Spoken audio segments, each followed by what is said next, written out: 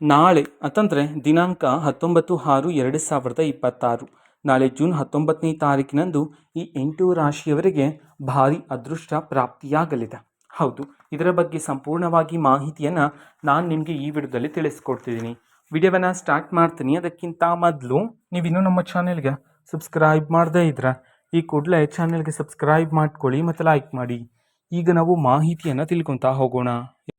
ಹೌದು, ನಾಳೆ ಜೂನ್ 19ನೇ ತಾರೀಕಿನಂದು ಈ 8 ರಾಶಿಗಳಿಗೆ ಭಾರಿ ಅದೃಷ್ಟ ಪ್ರಾಪ್ತಿಯಾಗಲಿದೆ ಅಂತ ಹೇಳಿ ಇದೀಗ ಪುರಾಣಗಳಲ್ಲಿ ಉಲ್ಲೇಖಿಸಲಾಗಿದೆ.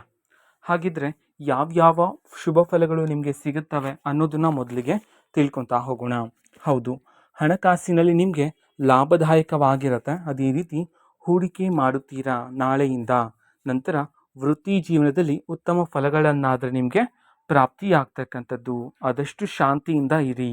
ನಂತರ ಶುಭ ಫಲಗಳನ್ನು ನೀವು ಪಡ್ಕೊಳ್ತೀರಾ. ಜೀವನದಲ್ಲಿ ಯಶಸ್ಸನ್ನು ನೀವು ಕಾಣ್ತೀರಾ.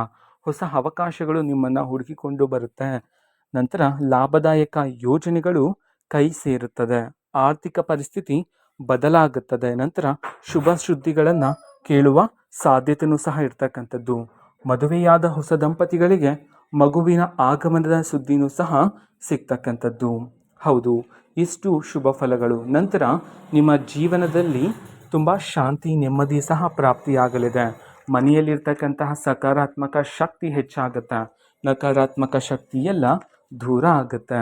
ಹಾಗಿದ್ರೆ ಬನ್ನಿ, ಆ ಅದೃಷ್ಟ 8 ರಾಶಿಗಳು ಯಾವುದು ಎಂದು ಈ ವಿಡಿಯೋದಲ್ಲಿ ತಿಳ್ಕೊತಾ ಹೋಗೋಣ.